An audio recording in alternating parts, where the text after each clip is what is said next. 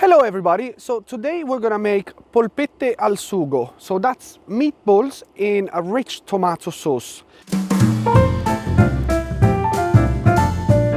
The ingredients we're gonna use today to make this recipe are a simple mirepoix of vegetables containing garlic, white onion, carrots and celery.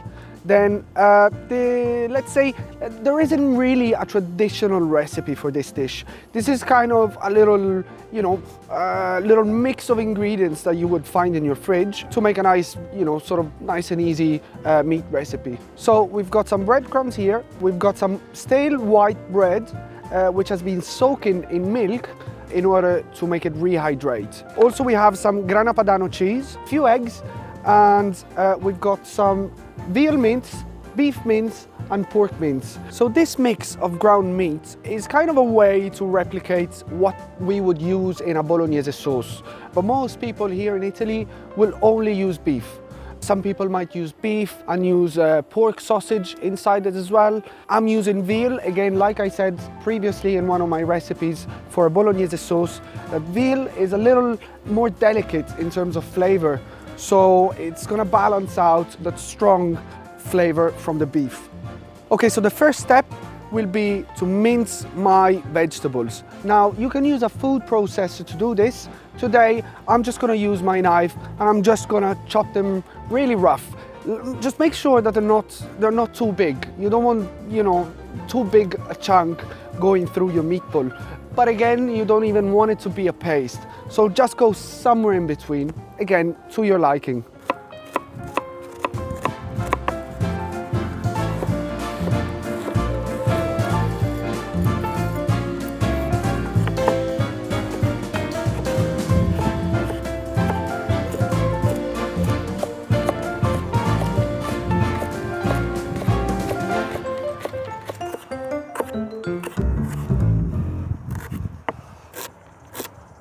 Right, so now that I've got my vegetables chopped, we're ready to make our polpette. First thing we're gonna do is we're gonna get our meat and we're gonna place it in a mixing bowl with our hands, break it down gently, add in your vegetables, then your bread, few breadcrumbs, quite generous with your grana padano, yeah? This cheese is what is gonna make your meatballs taste really rich in umami. Good pinch of salt. Drizzle of extra virgin olive oil. Some black pepper. And let's start with one egg. Let's say we'll go in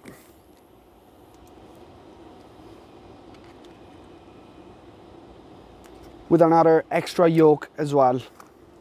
Right, so we've got all our ingredients in our mixing bowl, which has our meats, our vegetables, our grated cheese, our breadcrumbs and our eggs, and it's been seasoned with salt and pepper. And what we're gonna do now is with our hands, gently start mixing everything through, yeah? And then we're gonna keep mixing and mixing and mixing until all the ingredients will be evenly spread out. Once we get to that stage, then we're gonna move on to the second one, where I'm gonna show you how to turn this mix into small meatballs. Right, so as you can see, just here with my hand, I'm mixing everything nice and gently, and I'm just folding my sort of liquid part from the eggs and my breads with milk into the dry mix. Try and reach the sort of bottom part with your hands and bring it up on top.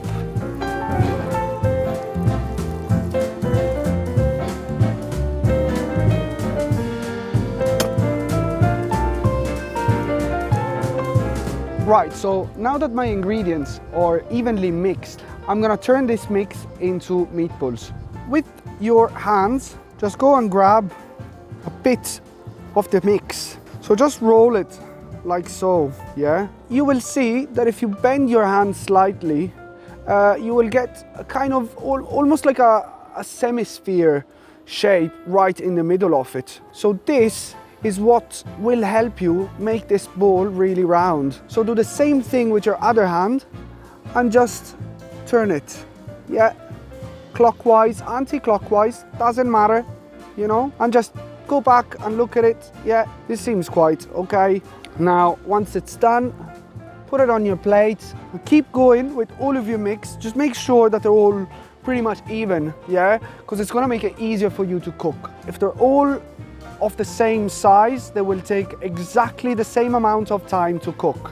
Whereas if you've got a bigger one, a smaller one, by the time the smallest one is cooked, your other one is still gonna be raw, or vice versa, you know? So what I'm gonna do now is I'm gonna go ahead and make all my meatballs ready, and once they're done, we're gonna move on to the next stage and I'm gonna show you how to cook them. Right, so I finished rolling up my polpette, and as you can see, the shape is, you know, pretty similar. If you want to be really precise, you can use a scale. Yeah, so just weigh them out to about, these would be probably about 40 grams. You can make them up to, you know, 60, 80 if you want, you know, really big polpette. You might need to cook them in the oven, but these will cook nicely in a pan. So as I said, got my pan on high heat, vegetable oil inside. Don't throw all these together in the pan, because all of that hard work that you put into making these into nice, even shaped little round balls will just become useless. So now, just gently, with patience, one at a time.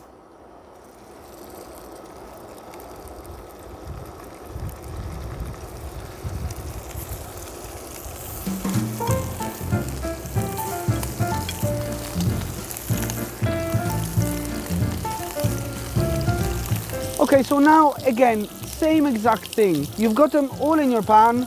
No need to start, you know, throwing them around. You're just gonna, you know, you're gonna break all that nice round shape. So be very gentle all the way throughout.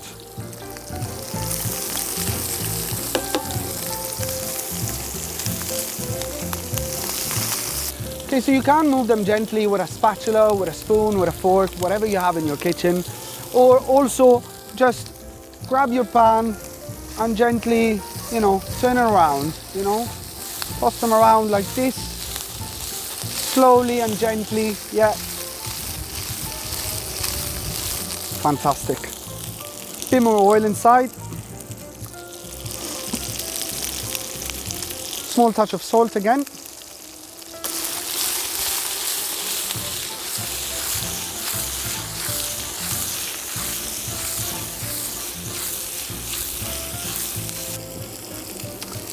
Right, so once your meatballs will be seared off, we're gonna take them out, put them on a plate, and make sure, like I'm doing here, spread them all around.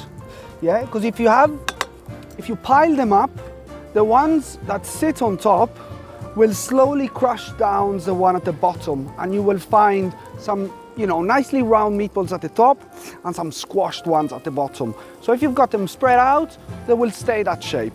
So pan is back on the heat, vegetable oil inside, and now I'm gonna add my remaining vegetables from before and cook them off, add my tomato sauce and keep that cooking for let's say a good half an hour, yeah? So that will make that sauce really rich. And then afterwards, I'm gonna put my meatballs back inside the sauce and cook them for a further, well, these are really small, so let's say 5 to 10 minutes.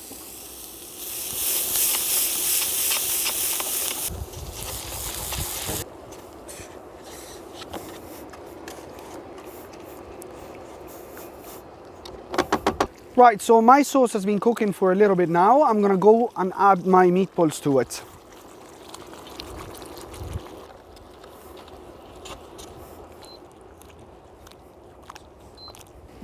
So once they're nicely coated, let them cook for a further 5 minutes.